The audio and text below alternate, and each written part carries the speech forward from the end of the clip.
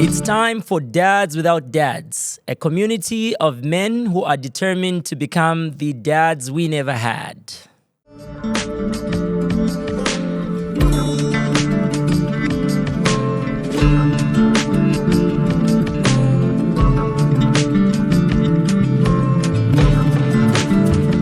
My guest today is an artist, a filmmaker, a pastor, and most importantly, he's a dad. And guess what? He's a dad without a dad. His name is Pastor Max. Thank you. How are you, sir? I'm doing well. It's good to have you here. Thank you for having me. You're I'm welcome. so grateful that you invited me.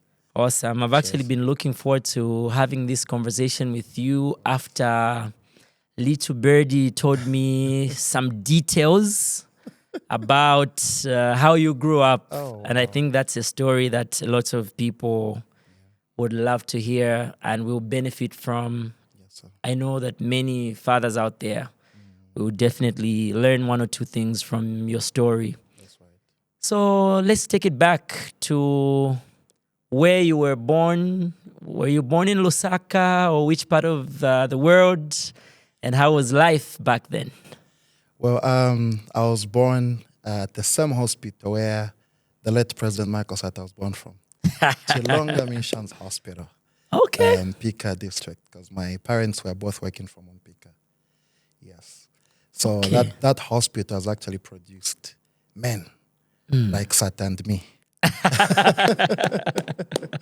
I love that. Yes, sir. Quite. Okay, awesome. Yeah. And so when you were born, mom, dad were together? Yes. So my mom actually grew up she was born in Nakonde. She was Nawanga by tribe. So she was employed by Zambia Wildlife Authority in Impika. And my father grew up from Lusaka. Yeah. And when I was employed by Tazara, that's how he met this beautiful girl, Jennifer. And they got married and had me, or had us, as twins. Amazing. Having a Namwanga mother And might Senga man. automatically entail that you've got some business genes in you. Of course. A lot. Maybe that explains why I know you how I know you. As a man of many talents, navigating different things. Of course. Yes. Yeah, okay. That makes sense. That makes sense. Okay. And then, so where did you stay at the time? Did you live in one town or did you move from town to town? What are some of the memories you have? Well, so I did my pre-grade in Impika at Tazara Nursery School and did my primary there. So we left Impika when I was about 10. That's when mom died. So we've only lived in 2 towns. Oh, Impika, yeah, so I think dad was frustrated and decided to resign after the death of mom. And that's how we moved to Lusaka. okay. Yeah, so I came into Lusaka when I was about 10 years old. Yeah. Okay. And then from then on? From then on, yeah, it's been Lusaka. Of course, grew up from Charleston, Avondale. You know, the only city in town that has conductors who are educated. They speak English. Zambia Airways. Oh, yeah. So what used to happen back then is, you tell you, no, don't worry, say, I'm going to India tomorrow. I'll buy in India. I'm a level. Yes, sir. Okay, what are some of the games that you played in your formidable years back then, from, let's say, from the Mpika days to the time you were transitioning to coming to Lusaka? What are some of the games that you can remember playing with your friends? Well, with my friends, I think we were bikers, as in bicycles. Our parents bought us bicycles and we really did a lot of playing together. And of course, we don't know Yamangalat Sojo or something of us now because we were my kids, even in Impika back then. Oh. Yeah, but one of the things that I copied from dad was football. So he was a goalkeeper for Tazara. And whenever we were playing football, I would be the goalkeeper. So I was the best goalkeeper at that time. If I had continued, I was going to be more than Kennedy Moine. Yeah. I It's think, interesting. It's interesting how everyone who ever played football growing yes. up believes that they were going to be the next big thing. I Great. love that. Yes, Uh, yes, yeah. So yeah, so okay. football and when we came to Lusaka, I think I did a lot of football as well and swimming, of course. Yeah. Yeah, Where? Olympic swimming pool? Olympic swimming pool. Yeah, and of course we had a few places in Charleston that would go to swim. Yeah. Ah. Sure. Okay. Wow. Do you think that some of those games that you played have had a certain significance even in your later years where you can look back and say from that particular game, I think I learned this or that? Yeah. So they say a leader is born and the manager is made. So I think in that moment, I didn't know I was a leader because automatically we would be playing football and all of a sudden I was playing both a player and a coach. So I was like a playing coach when it comes to football. So I think leadership stems from that time when you're still young because you don't know that you are born with it. So when I look back, I think football and a few things like swimming, because I was always a leader. I would not impose myself to become one, but I think just my, my presence and just the way I would be carrying myself would, put me in that position. People would Yeah, notice. they would notice. Wow, wow, wow. So Powerful. I am today because of the little things that we did in the past. Yeah. Awesome, awesome. You're watching Dads Without Dads. We take our first break.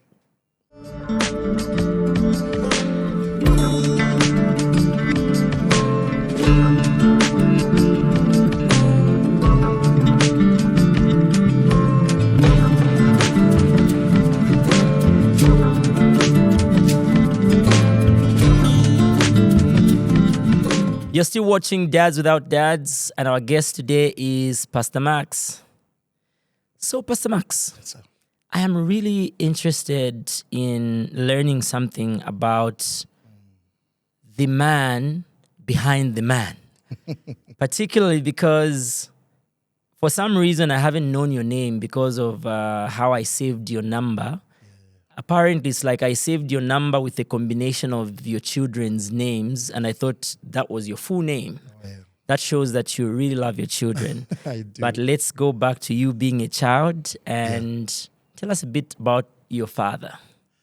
Okay, so my father was Mr. Masie Mark Mumba, of course, Maxwell, but doesn't come from that. He just wanted to name me something that is Close. similar to his name, yeah.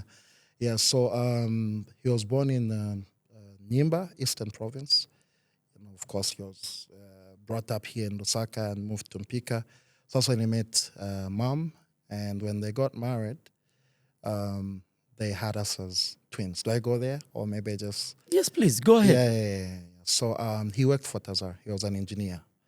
Yeah, and for a few years that he worked in that place, I think he had ascended to different positions in different departments as an engineer. It was unfortunate that he died an early death, but I think he had so much that he had achieved at his age. My dad died when he was 46. Only At 46. So I never got to really enjoy what he had worked for back then. Yeah, but the one who started first was mom. So anyway, when they met, we were born as twins. So the first children were twins. Okay. So I was born with my twin sister who couldn't make it at 6 months. She passed on. Oh. Yeah. So, I remained.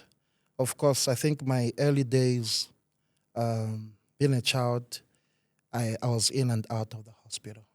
Yeah. The first 10 years of my life, I was actually mostly in hospitals. Okay. I These are the think Mpika days. Baker days. Yeah, so my mom died when I was 10.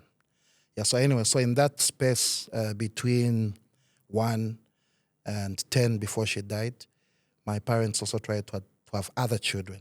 So I lost about 5 siblings. What? That includes my twin sister and 4 other siblings. I remember those babies, Stephen, there was, I think, Cynthia, there was Isaac as well, and another one. Yeah, I was a child, of course. So what my parents were doing because of that loneliness, especially for me as a child, and I was a sickler, they tried their best to like really just, make up for the loss. So I grew up as this child that was in and out of the hospital. And one of the memories I have, I think I must have been about 5 years old. My mother lied to my late father that she wanted to take me to the village to visit her parents. And little did Dad know that she was taking me to a witch doctor. So what I remember is that 2 weeks, we went away from home. We were actually in a witch doctor's house.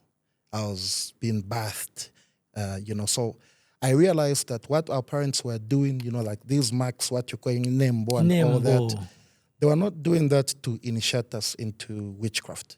But I think they were doing that to protect us from whatever sicknesses and other things.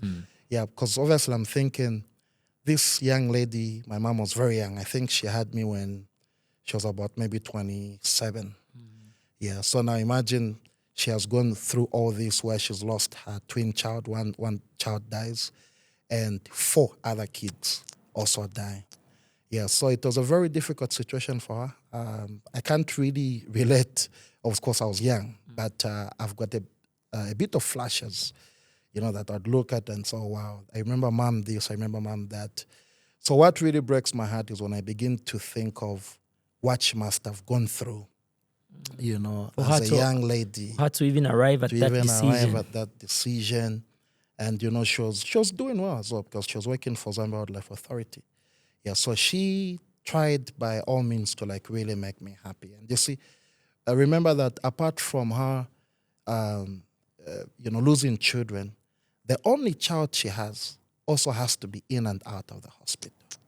I think I was even already. Yeah, I think I was even epileptic because I remember a few times where nobody has taught me this, but I've got a few flashes or flashbacks where I remember seizures? The seizures. Yeah, and I remember because what do they call msamfu in Bwembya? I don't know what they call, but I think I remember that word. Okay. Yeah. When I was young. So these are like seizures. So I remember when I was young, I would go through that, and well, she just went through a lot as a young lady, and that's my childhood. Now imagine, when I was 10, she fell ill, very ill. I think that time I had just been discharged from the hospital, and I was at home resting. And she fell ill, and she had been admitted for some time. So I had not seen my mom, I think for about a month. She had been in the hospital. They never allowed me to go to the hospital to be on her bedside. And all I remember is I'm going to the bathroom. So, like where you go to the toilet as a kid, and we had these land phones. So I just had this phone ringing continuously. It kept ringing, and I was in the toilet.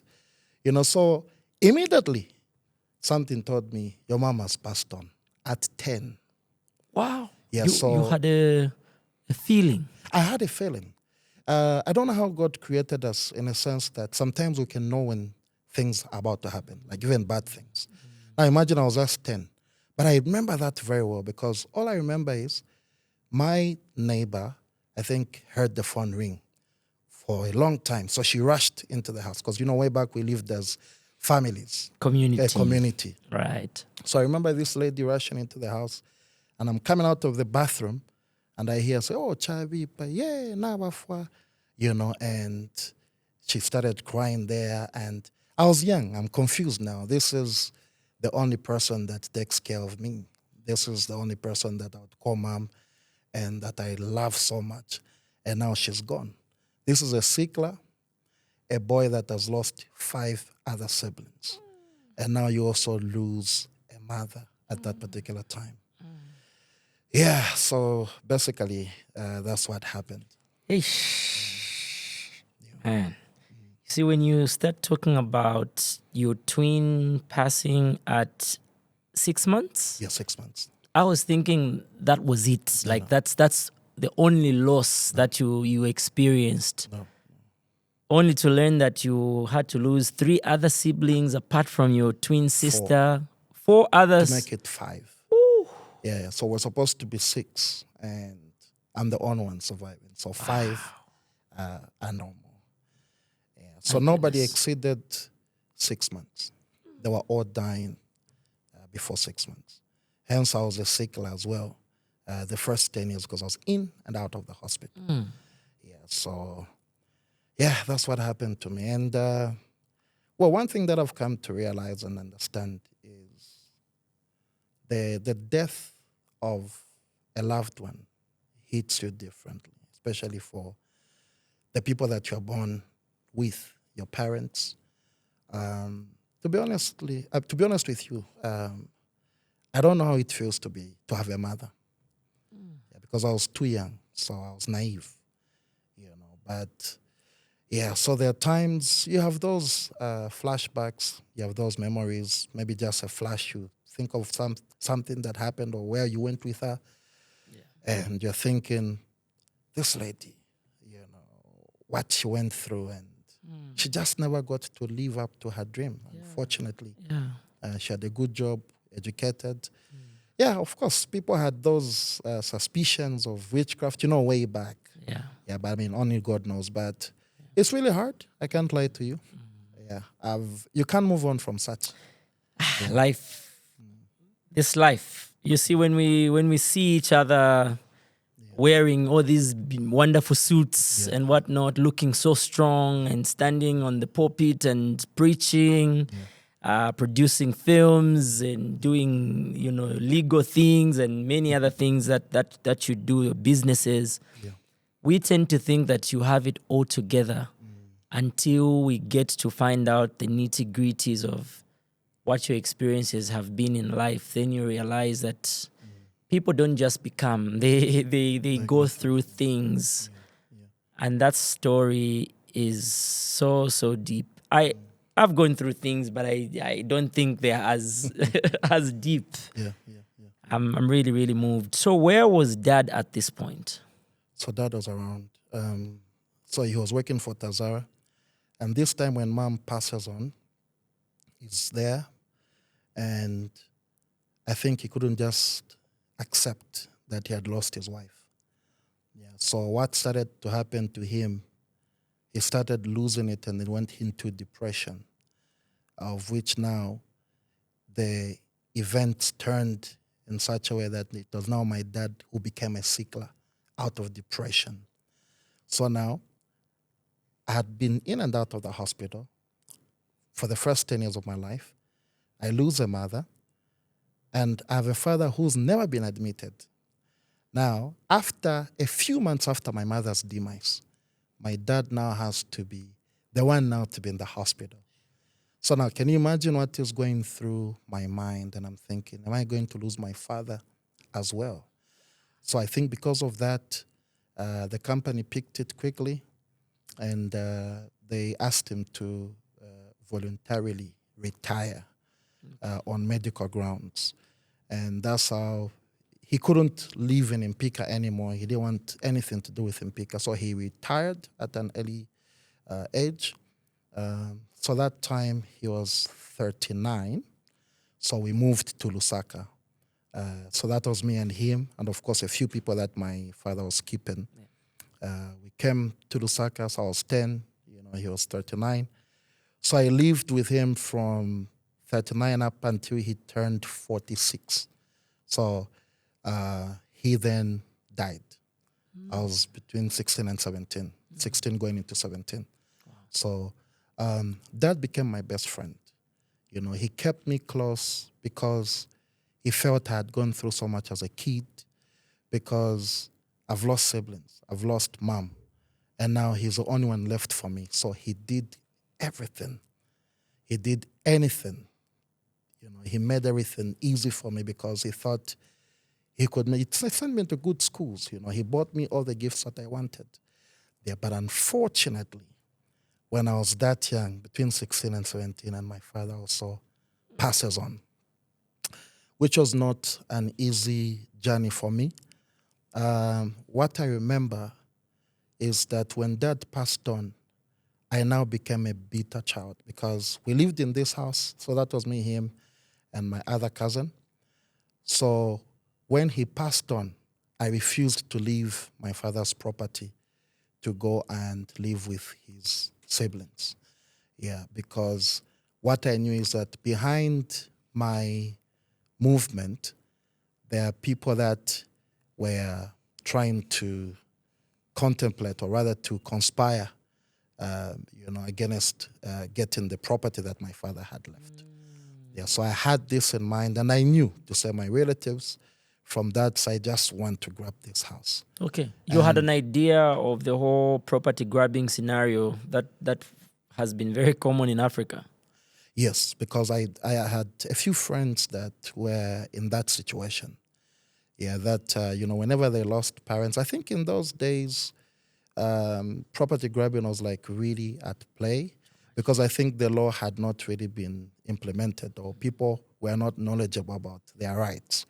So whenever orphans were left, relatives would grab that property and they start mistreating, their children. So at that time, what I remember is it was the first time now I started drinking alcohol, because I'm trying to run away from this pain. And you see, for me, the perception I had about life was that God sent me on earth to be a curse.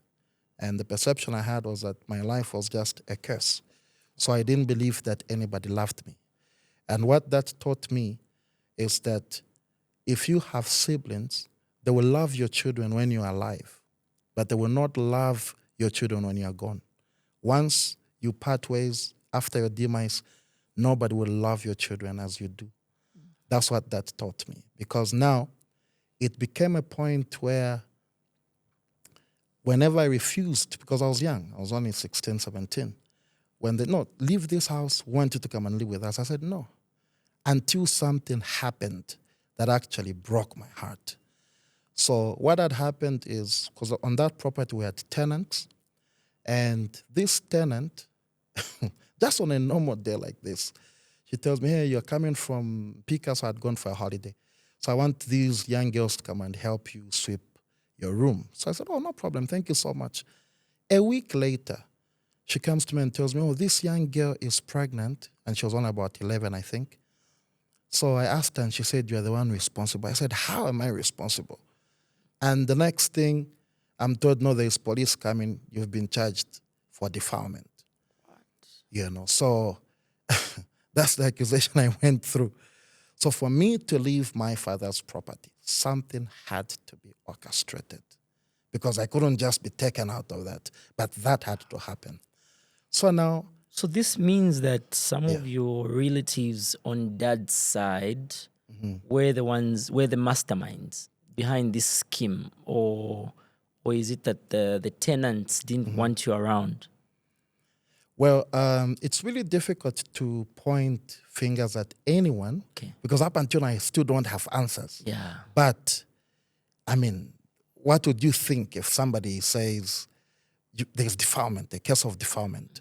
Now, at that point, it was difficult for me because I had been rejected by my father's family because of one relative who was really eager to grab that property and told everyone bad things about me and turned me against my family. I would go to my auntie's place and they would tell me, you're man and you're masoka. So the thing that they would always call me a problem, like I'm a rejected child, I'm a curse. You'd hear my family saying, oh, you mwana masi, now they're saying, no, my dad, masi not sira masoka, ni soka o mwana. Which means this child is a curse. The father gave us a curse. Basically planting that thought in your mind. That thought in me. So, well, that happened. Now I'm thinking, so I'm going to jail for an accusation. And now this tenant comes to me and tells me, no, for you not to go to the police, give us money.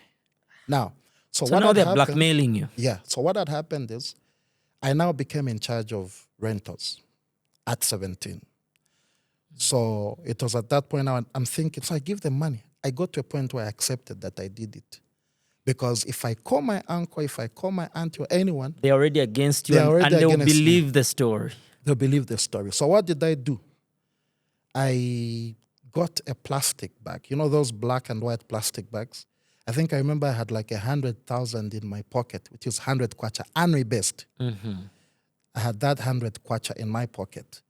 And what I remember is that I just went, got a top and a pant, put them in that plastic, jumped on a bus from Charleston, and went to City Market to look for a bus going to Kapiri so that I could go and meet one of my mother's relatives who was a brother, and he could help me advocate because now I'm scared of the police.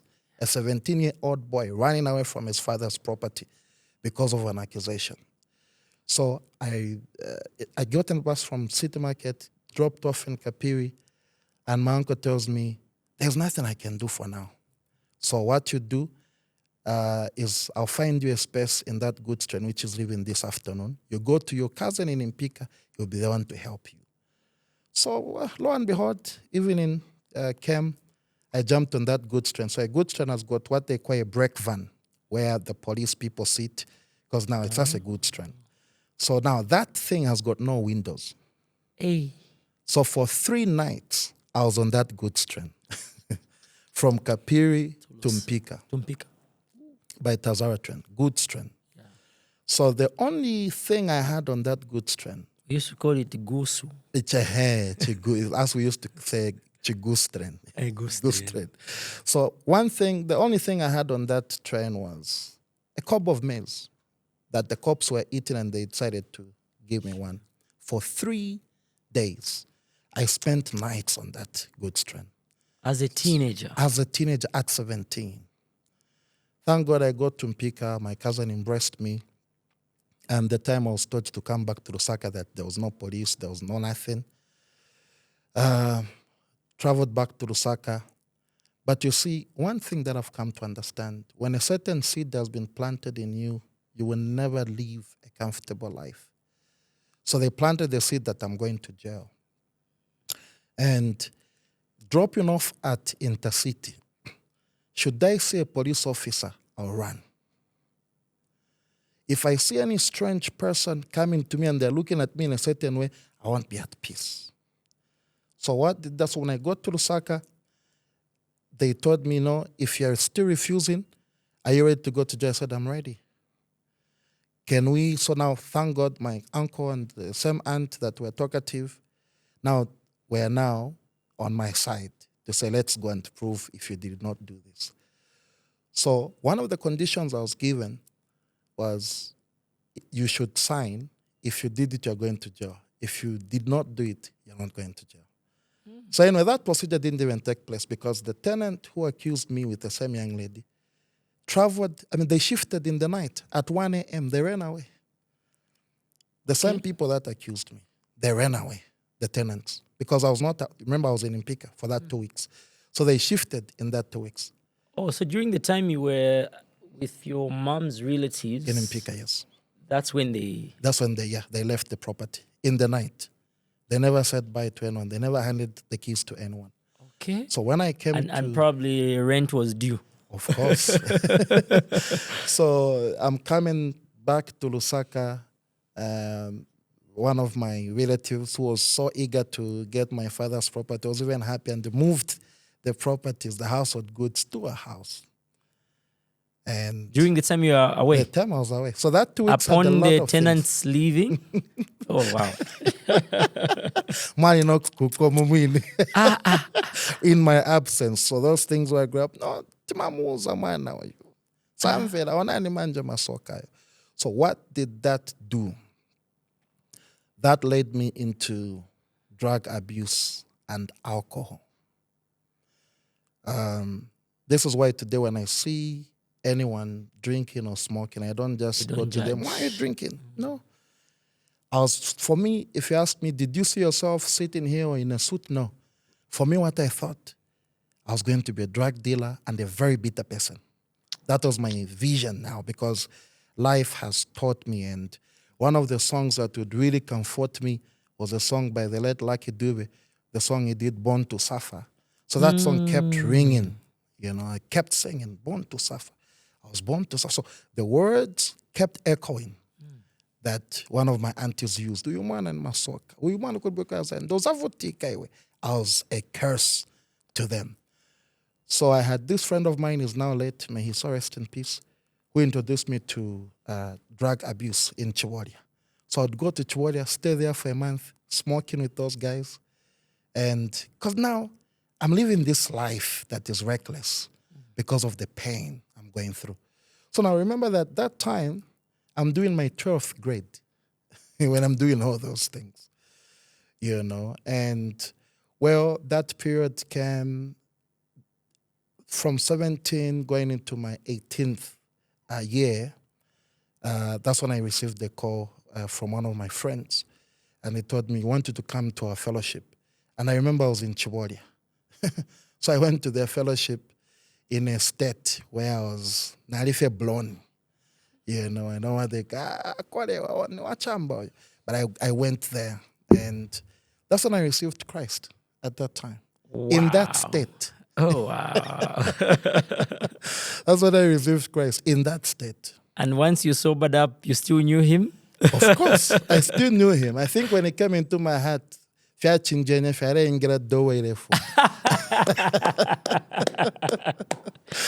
good one. So when he came in, and that's when things changed. Wow. Yeah. So I lived in my auntie's house even when I'd given my life to Christ. And for 3 years, now this is now a compound. I've now gone into a place called Kamanga. So now I'm living with her there. And I know Kamanga. Kulikuwa watu kumadido. Aha. So kumadido ni kumayadino mbaino. Oh. Kamanga inanka kwa mboni pala. Okay, parapeni. Before Obama. Before Obama. So it's in for when you turn from that road, the greatest road, Kamanga upayambila. Yeah. Yeah. So I lived in that compound.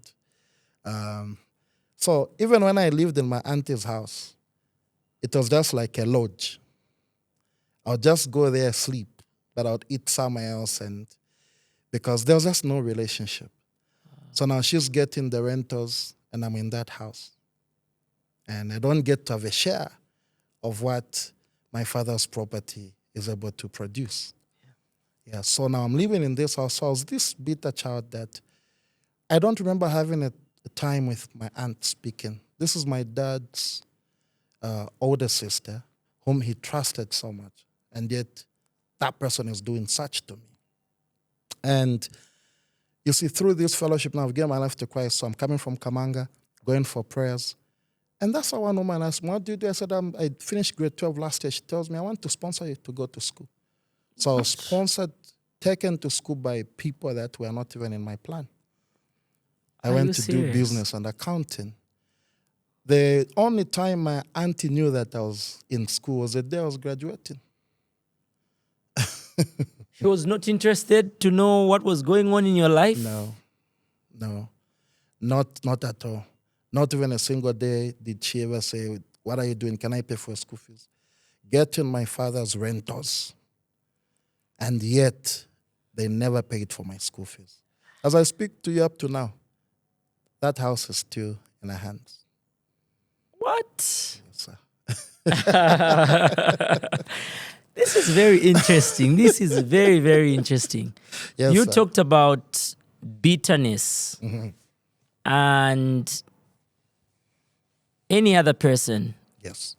after going through such an experience, would have been very bitter, such that by now, the way they would have gone to grab all those things from people like her, that means that the work has been done, like God's work has been done in your life for sure. Of course, it has. What ministry was that? What church was that that helped with that transition from where you were to where you are? Or what were the churches? There could be a number of them. Churches, actually. Yeah, so to start with, the time Sling Beats was really famous, and music was just, transitioning from listening to the R&Bs. Now Zambian music is at play. I had a friend of mine then who was Sean Cheddar. He was managing Chameleon. Humphrey, yeah. So, so the producer, who was Mario, now Daniel, Prophet Daniel. So Prophet, Everyone is a man of God now. From Mario that is set. now a man of God. he's a prophet. He's in America right now. We heard about Sean Cheddar Sean Cheddar, becoming a yeah. prophet. Yeah, I didn't Prophet know that Mario as well. Yes, Mario. Yourself. Of course. Oh, So wow. Mario actually left and became a pastor. So he stopped production, music production. And because, so Sean Cheddar, we knew each other then. And now when Mario leaves, so I'm hearing from Sean Cheddar that, do you know that Mario now is a pastor? And I remember the words I used, too bad. How can he become a pastor? He stops Too bad. music. Yeah, I remember that very well. So That's anyway, so funny. Just for context, Mario is the producer behind the famous Chameleon PJ song called Nalema. Alemanavo. Alemanavo, yes. Alemanavo. Bodandaula. The Mario. Yes, Yeah. that's Mario. Yes. Uh-huh. Yeah, so he's now a prophet, Daniel. Yeah, so I remember, remember that time when that happened. So I was still in Chibolia when Mario repented. So that time I lived in Chibolia when I was abusing drugs, so I gave my life to Christ. So that time Mario had already repented. So now I'm in Chibolia and Humphrey or Sean Cheddar sends me a text and says, your time has come, God wants you to repent. And that's when I went now to Avondale, to the prayer house, before even their church was started. So I gave my life to Christ in that fellowship. Yeah. Through a friend that I once said, too bad. So that was Daniel, Prophet Daniel now, and Prophet Humphrey Mwale, the founder of Miracles by Fire, ministries. Yeah, so my life changed from that point. Yeah, so I became a part of them. Even the school fees I'm talking about, where I met that lady, it was through that fellowship that the two had started. Yeah, so from then, because it was also a fellowship, so we were Catholic, and my father really wanted me to be a Catholic priest. Yeah, but unfortunately, he died when I was only 17. Yeah, so I had been going to the Catholic the time he died. So the time I was drinking, smoking, I was a Catholic. But when I repented now through Prophet Humphrey, Prophet Daniel, I now became Pentecostal. So I was looking for which church to go to. And I joined a church in PHI called Bethel Temple Mission Line Ministries by the late Apostle Bwembya or Elijah Shama in PHI. So these are the churches that really played a role in my life. And from there, I now I served under now Prophet Daniel, who was Mario, as his assistant pastor at his church in Roma. Wow. Yeah. Now that's friendship. Yes. That's the definition of friendship. I love it and I'm inspired, and I pray that we can see more of such among the male folk, where one gets saved and then also starts to shepherd the others and making sure that others are also on the right path. And I'm pretty sure that friendship is still solid to this day. Well, it is, by God's grace. And you're still encouraging each other. Yes, of course. That's really amazing. I'm curious about this woman. What did she see in you in order for her to decide to sponsor your education? Well, first I would say it's just God, number one. Number two, I think my commitment. And you won't believe that this woman was a stranger to me at that point, but now she's my relative. You came to discover? That time, yes. Oh, wow. So we met at the fellowship. I didn't know And her. she also didn't know that. No, she didn't know me. So because I kept hearing the name in the family, and I didn't know that was the woman there. Wow. So now when this all happened, she said, who are you? I'm this and that. You're my uncle's son. And when she told me to find a school place, she told me, come home, Civic Center, get your school fees and start school. That's how I started school. Living in Kamanga, my auntie's house, jumping on the bus to town, going to school. She didn't care. She didn't know what I was doing. She was not even interested to know what I was doing until the day I graduated and finished. And you see, for me, because I started working at 20, so I left that house. The first day I started working was the day I left. Not when I got paid. I'm told there's a job for you. So we lived in Kamanga. So I lived in Kamanga for 3 years after the death of my father. So that was the 3 years. From your late teens to your early 20s. Yes. So when I found a job, it was in Livala. So I worked for, first appointment was actually movie TV. That time they had moved to From City Levy Market? when I was Nangwenya to Levy Levy. Junction, By the... Napsabudin. Okay, Levy Mall. Levy Mall. Yes, Yes. yes, yes, yes. Yeah, so that time they had moved there. I went there, marketing department. Within a month, I got a call. So the time I was with movie TV, I also, because I had a friend, may he rest in peace, Nathan Imbawa. Yeah, very close friend of mine. Nathan. I danced on his wedding. You came to sing. Yes, I performed my normal Kawilo song. Kawilo song. I remember. So yeah, that time I had been interning at movie, and he also gave me an opportunity to be on TV with him. I started doing a program with him called Morning Groove on Saturday. I so I was doing the Groove. gospel segment with Mel B, the famous Mel B. Yes. Yeah, so we were doing that gospel segment together for 10 minutes.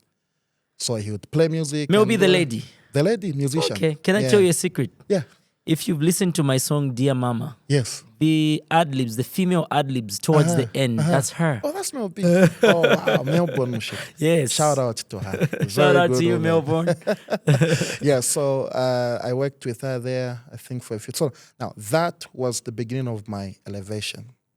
Yeah, because when I was on TV now, there's one in ZNBC. So now there's this private TV station that has just mushroomed.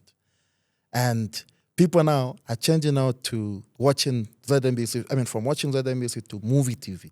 Because now it became very famous. Because remember that Zambia only had ZNBC. So now there's this TV station that has come. And you see, there was so much focused on community news. So now I was doing that program and everybody would watch me.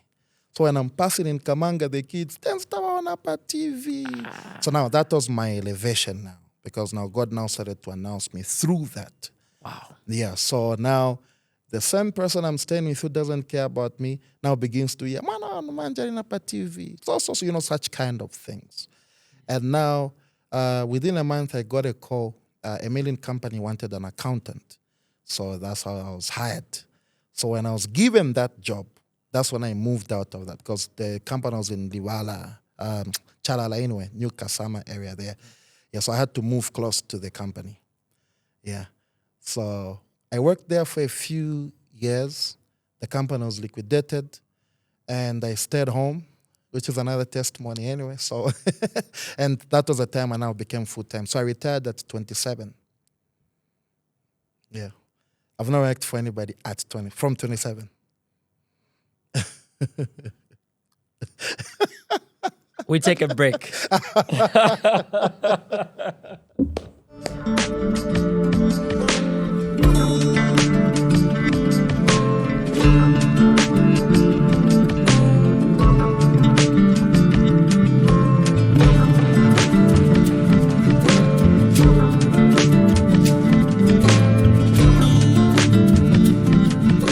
I couldn't help but go on a break.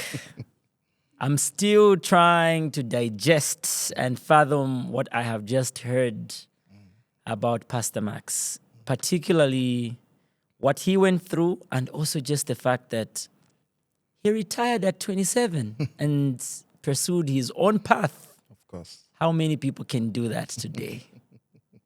Wow.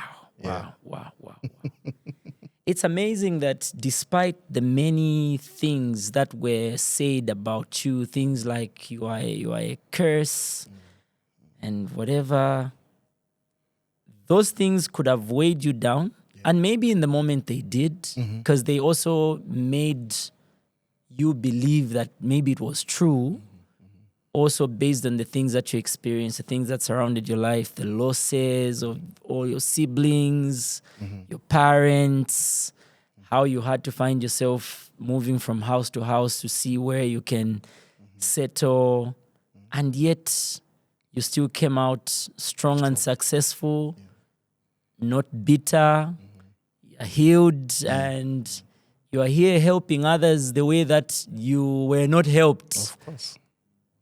Yeah. It's just amazing. It's amazing. So what really makes one to become? I think so. Two principles in life that I use that have really helped me to become who I am today. Number one is that in every situation, there are two things we pick. So you either pick just one of the two. It's either you pick your losses or your lessons. Wow. So one, I chose to pick my lessons. What did that life teach me? It must teach me to become a better person. Because you see, when you look at even the definition of love in the Bible does not just say God has love. It says God is love. Yeah. So whenever even the Bible talks about the world, it talks about sin. So every scripture that talks about the world, it talks about sin. Okay. Yeah, that's why John 3:16 says, "For God so loved the world." It doesn't say the earth. Because when the Bible talks about the earth, it talks about inheritance. When it talks about the world, it talks about sin. Okay. That's why it says, whoever is a friend of the world is an enemy of God.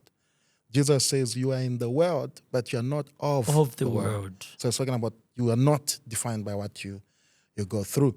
And the second principle that that has changed me or that has helped me is that I've learned how to depend on God, to trust Him. So there's a difference between believing God and trusting Him. To believe, you can believe for what you do not know. That's called faith. But trusting is based on a track record. So because of what he has done, if you look at David, when he was defeating Goliath, he says, the same God who rescued me from the lion will rescue me from this one. So what that has done, it has helped me become a better person, and there's no trouble that I feel I cannot overcome, even when I'm faced with a difficult situation. Even just to have children, it was not easy, even just when I married, but so all those things. So I've been made in such a way that because of circumstances, they say an army on earth is identified by their stars, but an army of God is identified by their scars. Yeah. So for me, the scars in me have brought a promotion. Hallelujah. Amen. Yes, I love how even your success is connected to your spiritual life. Yes. I can see that pattern. Wow. Even just where you were, where you got your education, what it led you to, the people that you were meeting. Basically, that's the circle, meaning that God was very intentional about where He was taking you. And now it makes sense that you can testify of His goodness even through platforms like this, where you can tell your story.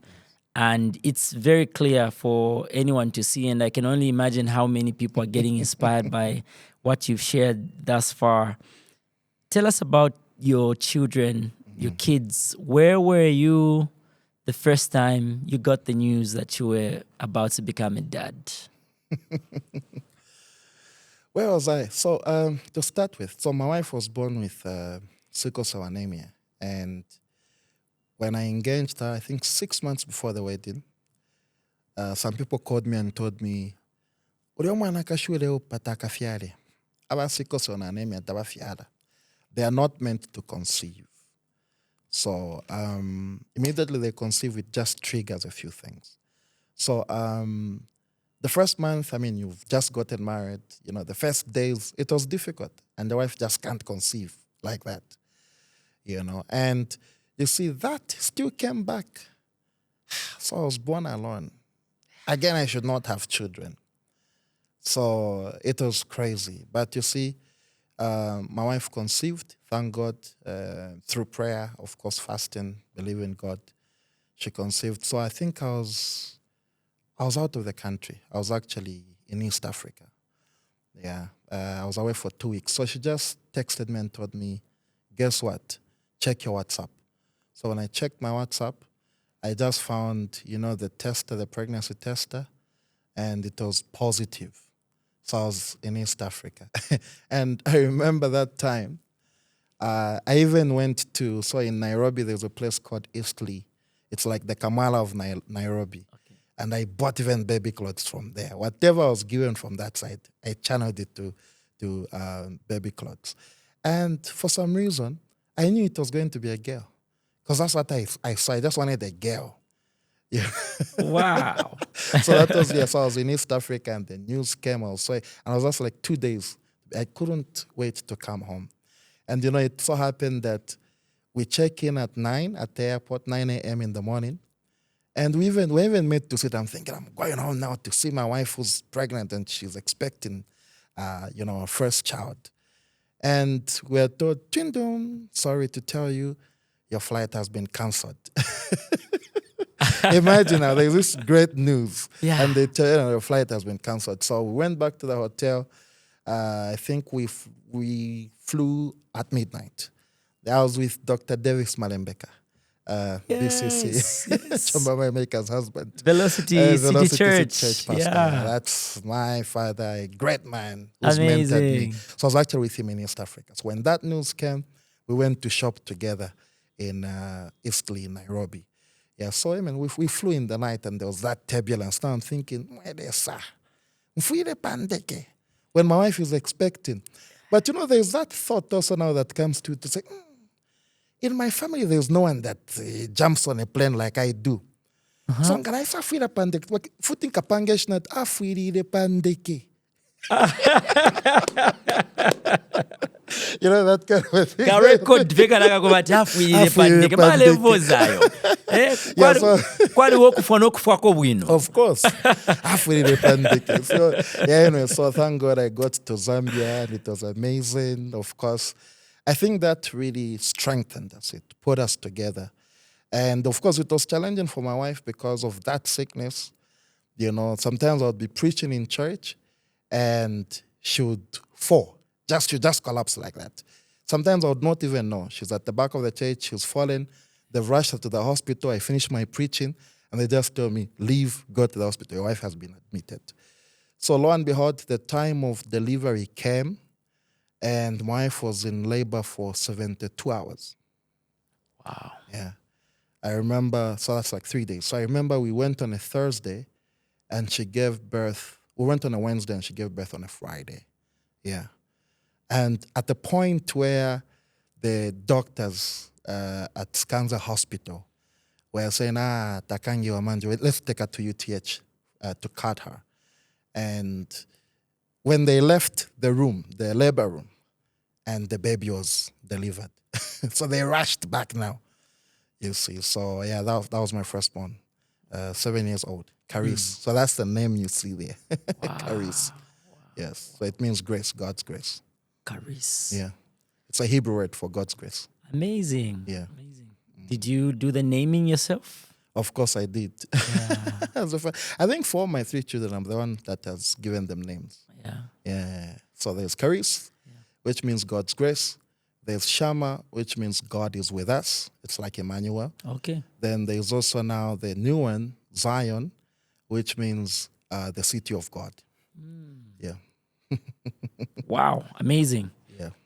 Hearing you talk about your wife and the condition that she was born with is a very vulnerable, but at the same time inspirational aspect to this conversation. Yeah.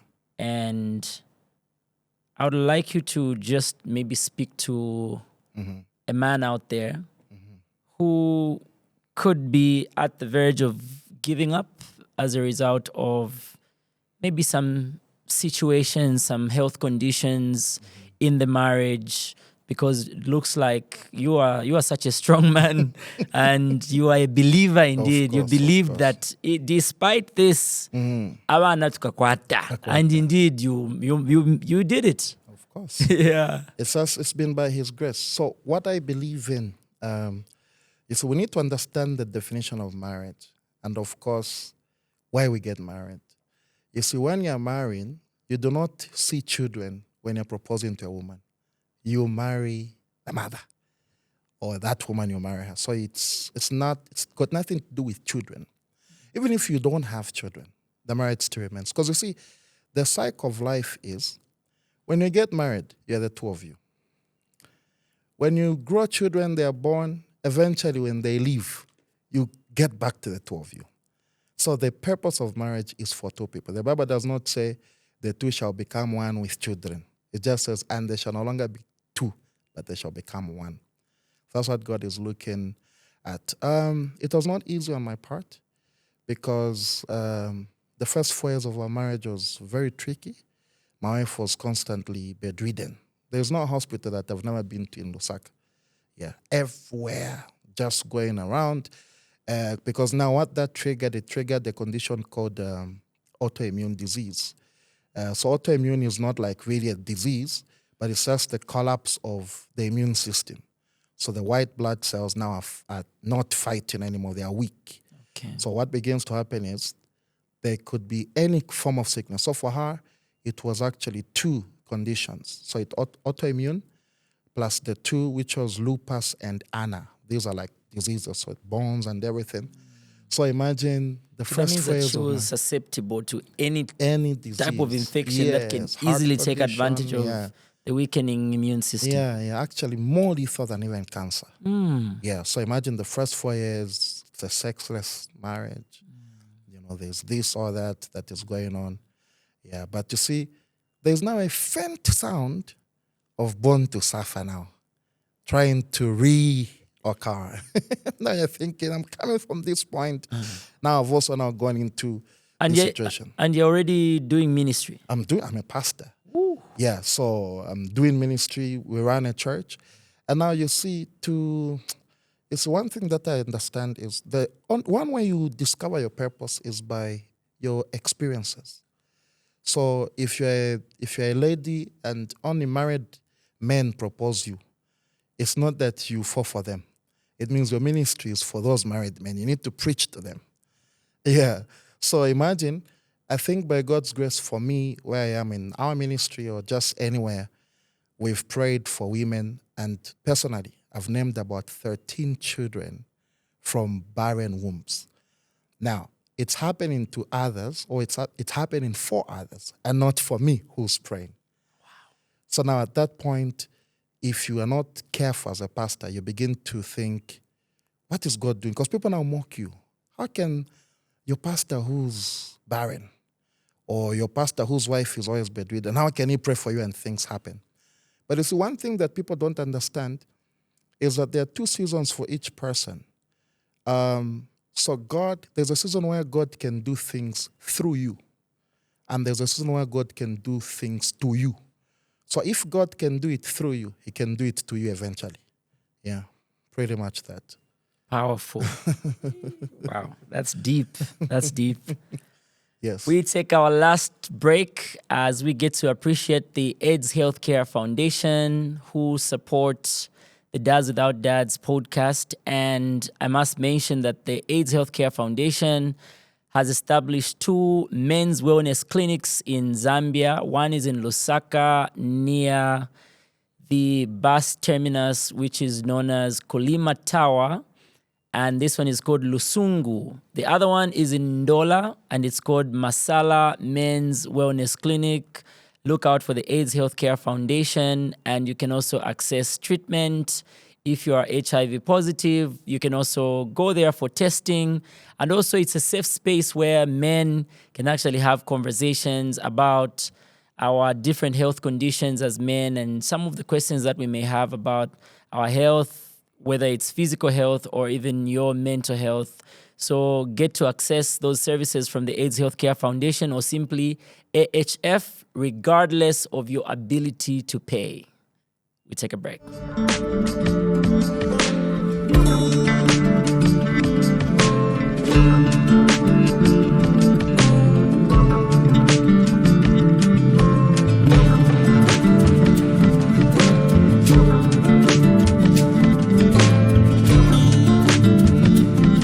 Welcome back. You're watching Dads Without Dads, and we're speaking to Pastor Max. Pastor Max. Yes, sir. I'm really enjoying this conversation, and I'm learning quite a lot. Amen. I'd like to just learn a bit more about your relationship with your kids, because I am trying to remember something. There was a time that we worked together, your team and our team at the Zambia Association of Musicians, and we're busy running around hosting a Grammy award-winning American producer by the name of Nephew. Shout out, Nephew. Sure. And during that time, you were pretty much coordinating everything with the rest of the team. Trying to remember who else was involved. Victoria. Lady Victoria. Chola Chapra. Pachola Chapro and the rest of the team, you know. And I remember there was a time when you really panicked about your kids and school runs Oh, and whatnot. yes. You had to make a plan to Of just course. make sure that. Yeah. And I was looking at you with so much admiration because I was like, he's a present dad. Yeah, like he knows what time it is and he has to make a plan. That already, I don't even have to ask if you're a present dad. So I just want to Thank you. understand a bit about your relationship with your kids. How are you finding the journey? Well, you see, children do more of what you do than what you tell them. Yeah, so you are their biggest role model. The definition of life to your kid is how you live.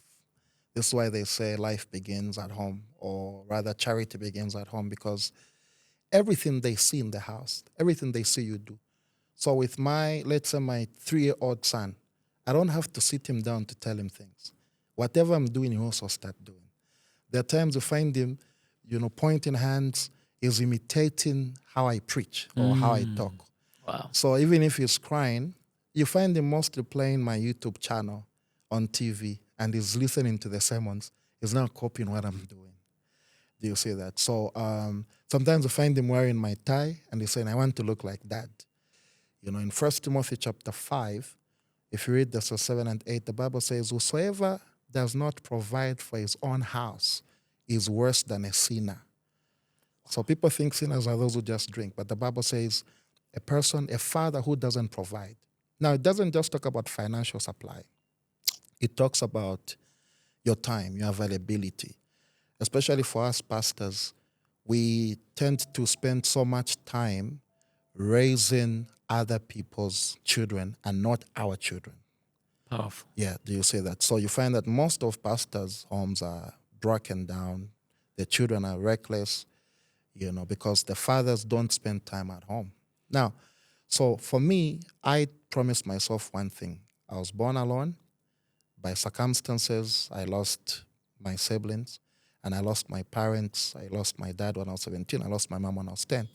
What am I going to do? Let me build a family that I'm going to love and give them all and everything that they need. So the first thing is time. Children need more of our presence than our presence. Yeah, so my presence to them. The fact that Dad is home, I don't have to shout and make noise. No, guys, I'm not home. No. When I just sit them in the living room watching TV, the fact that they know Dad is around, they feel that security that this man is with us here. There's that protection, there's that love, there's that comfortability that just comes upon them. So when it comes to my children, I have a strong relationship with them. It is my principle that in each week, if I'm around, if I'm not maybe out for ministry, maybe out of the country or within, I make sure that I take my children out twice a week, my family, twice a week. Why? Taking them out is not expensive. I take my children out. We went to KFC last Sunday to buy ice cream for 15 kwacha. And that's us going out. It's not that Not we're going about to the spend amount money. No, that you're spending, it's gesture. about the gesture. the time that you're spending together. Yes. So we tend to maybe focus so much on, for me, I focus so much on the gesture than the actual action, or the gift. If someone comes and says, I'll give an example. I've got a friend who's in Europe. He's also a pastor. He's a friend of mine. Each month, he would just send me 100 kwacha for talk time. And the respect I have for him is not the Because amount of he the sends. thought Just behind the gesture, it. the thought. So this man is thinking about me. Do you see that? So my relationship with my children is strong. With my daughter who is 7, we talk about sex, we talk about pornography, we talk about all these things. My daughter one time came, I was eating, and now she's telling the mother, she's like, hey, Dad, tell me, where did you get the baby? Now that's my smallest baby, and I say, we bought him from ShopRite. And she just says, you too. And she ran away. So now children now are exposed. Yeah. I remember having a phone. The first time I had a phone, it's aerial. 5110. 5110, exactly. I think I was in high school or something. But my child has a phone, obviously, an iPad as well at the age of 5, 6, 7. They already know. So there's nothing you can hide from them. So I spend so much time with them. I ensure that I put them to sleep. I take them to bed. I want to be there. I feel so guilty if I'm going home late. Wow. Yeah, so my relationship is strong because I believe that whatever I do for my children, I'm planting a seed in them. Wow. Yeah. Ups and dads will think this is AI. I like how you break down the aspect of provision, because sometimes when we hear provision, it sort of sounds like it's just monetary or financial, where you have to provide money, you have to buy things for the family.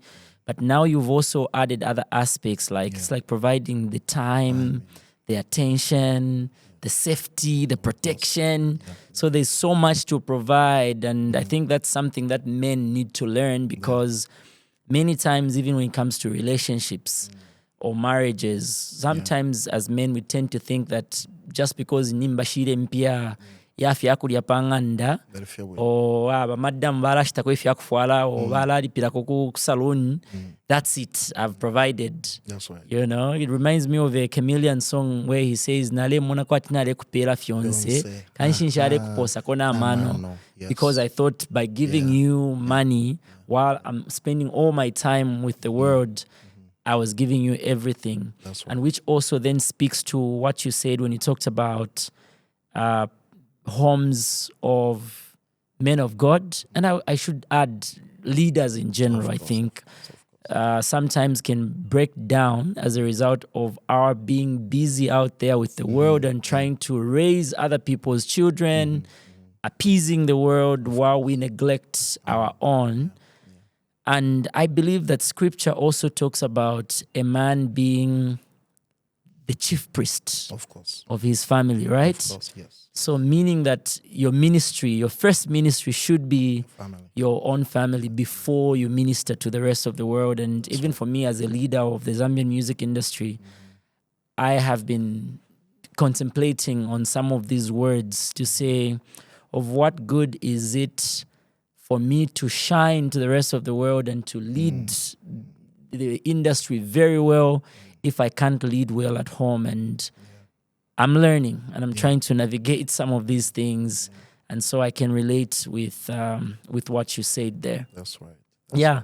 You also spoke about having been so sure about the gender of the child that you wanted a girl.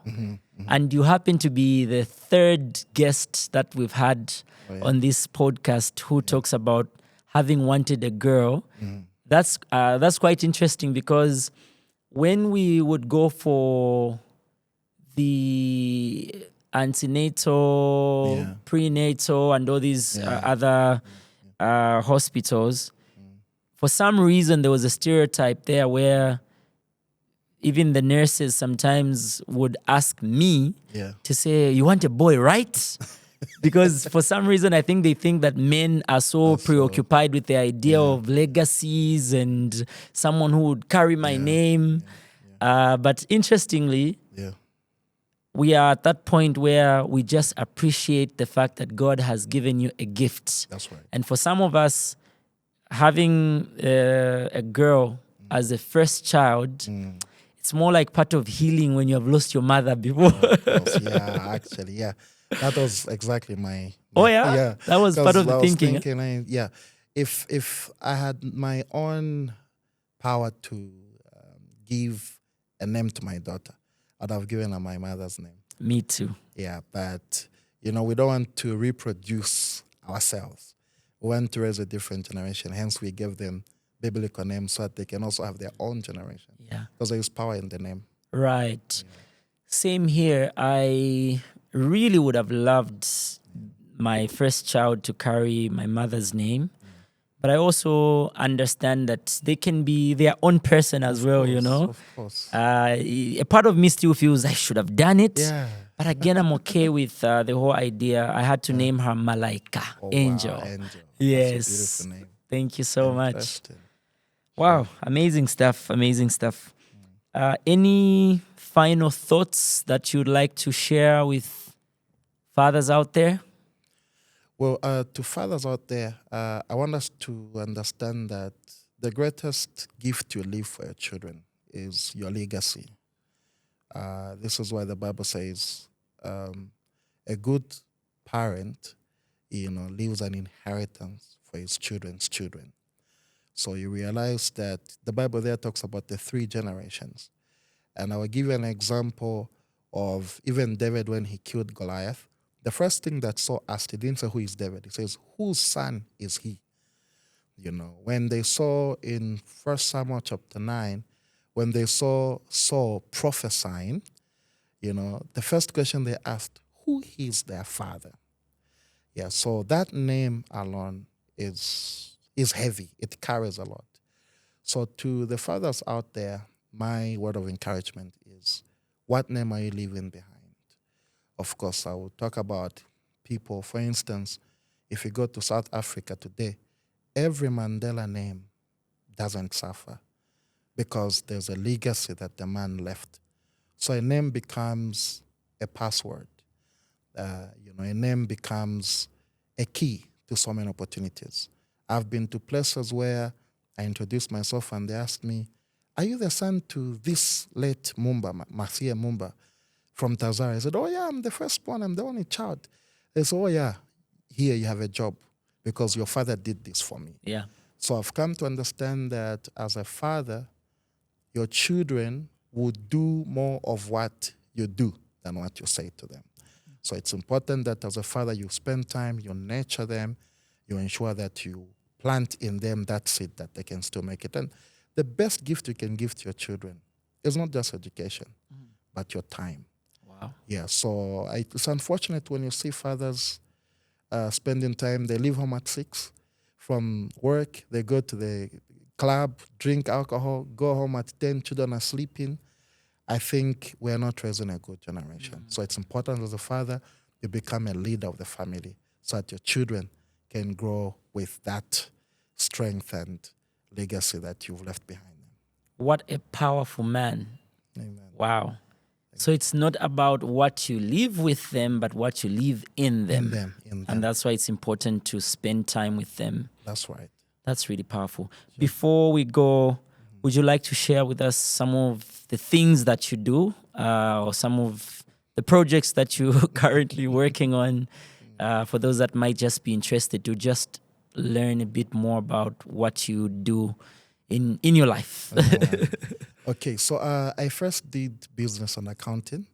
I think I didn't mention that I retired at 27. So I worked as an accountant.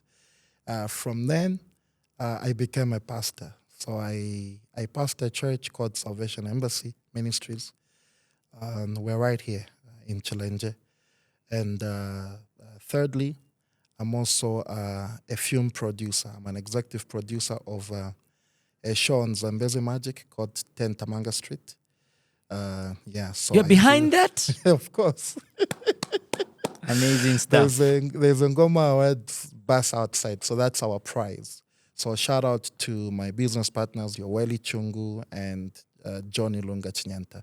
So we are the 3 of us on that project. Also, the bus that's branded Ngoma Awards outside was actually a prize that you won for that particular film. Ngoma Awards 2025, last year.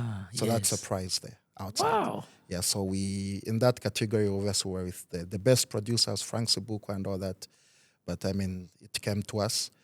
So that also helps us, not to say that we are the best, but we're just happy that the Ministry of Arts and Sports now recognized that art should also be, taken care of. Yeah, so we do that. So I think, of course, we do even commercials for Trade King. Some of those you see, Boom, and all that. That's your Wedi Chungu film. So that's our company. And thirdly, fourthly, so now I know who to talk to since I've been trying to get Trade Kings on this show. Yeah, listen, Uncle James. James, mleo mfoko, Sachin. Mumba. Yeah, so I'm also a student of law. Yeah, so So you can come to me and tell me, I didn't come land up. Green cash, yeah. Amazing. Yeah. Amazing. Yeah, no, men need lawyers. Of course. Yes, so we're happy that you are in our circle and we're in yours. Yeah, Pastor Max, you have been so amazing. Thank you so much for being so generous with the information that you have shared with us today. And also for being vulnerable enough to tell us about some of those childhood traumas that you faced. And I believe that a lot of work has been done even through the many men and women of God that whose hands you've passed through, who've mentored you to be where you are today. Big salute to them. Thanks for being the vessels that God used to raise this man. Amen. Especially in the absence of your mother and your father. God had to find you mother and father figures that were able to help you. And we are so amazed at the man you have become, the good dad that you are, and how you are building an empire within and outside of your family. And we can only wish you the very best in your ministry and all your other endeavors. May you continue to succeed. The world needs more great men like you. Amen. Thank you for being on Dads Without Dads. Thank you for having me. I'm so grateful. Thank you. And we're out.